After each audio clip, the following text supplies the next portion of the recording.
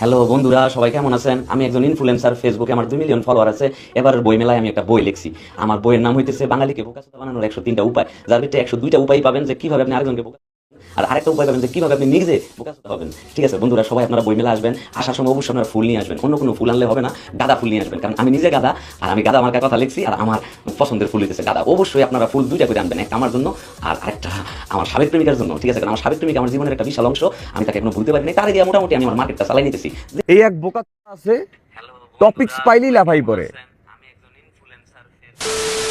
Hello guys, কেমন আছেন সবাই? আশা করি প্রত্যেকেই ভালো আছেন। সো গাইস, নতুন ভিডিওতে সবাইকে স্বাগত জানাচ্ছি। গাইস, আজকের এই ভিডিওতে আমরা দেখতে চলেছি কাফির কিছু নোংরা ভিডিও ভাইরাল হয়েছে, সেই ভিডিওগুলি। এবং বন্ধুরা, ওমর অন ফায়ার এই চকলেট ডে নিয়ে অসাধারণ একটি ভিডিও বানিয়েছেন, সেটা আপনাদের মাঝে উপস্থাপন করব। লায়লা এবং পাগলাকে নিয়ে কথা থাকবে, এবং ফরচুন বরিশালে এমন একটি ঘটনা ঘটেছে যেটা প্রত্যেকটা সন্তানকেই কষ্ট দিয়েছে। তাহলে চলুন বেশি কথা না বাড়িয়ে আজকের ভিডিও শুরু করা যাক। গাইস, আমরা প্রথমেই কথা বলবো হচ্ছে বর্তমান সময়ের সবচাইতে আলোচিত ব্যক্তি হচ্ছে কাফি ভাই। তাকে আসলে ভাই বলাটা ভুল হবে, কারণ এই লোকটা এমন কিছু কাজ করেছে যে কাজগুলি দেখে আসলে গোটা ইয়াং জেনারেশন লজ্জিত।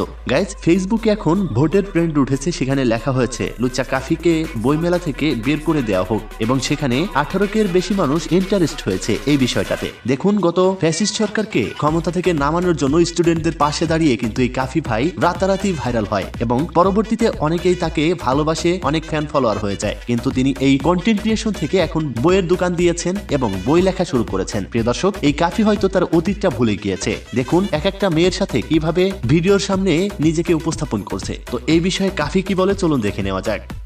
বইমেলায় বান্ধবীর হাত ধরার কারণে আজকে ভাই বেড়াদার চরিত্র নিয়ে কথা বলে, ওই ভাই বেড়াদের আবার অন্য মেয়ের গাড়িতে চড়ে ঘুরে ভিডিও কলে জমে থাকে, রেস্টুরেন্টে স্পেশাল রুমে নানানভাবে মিটিং করে।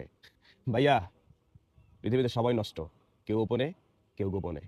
তো গাইস, এই কাফির আসলে মন মাইন্ড এখন ব্যাড হয়ে গেছে। ব্যাড মানে বুঝতে পেরেছেন, নারীদের প্রতি আকৃষ্ট বেশি। রূপসী নারী দেখলেই তিনি ঠিক থাকতে পারেন না। তো কে কে এই কাফিকে বয়কট করছেন একটু কমেন্ট বক্সে লিখে জানাবেন। প্রিয় দর্শক,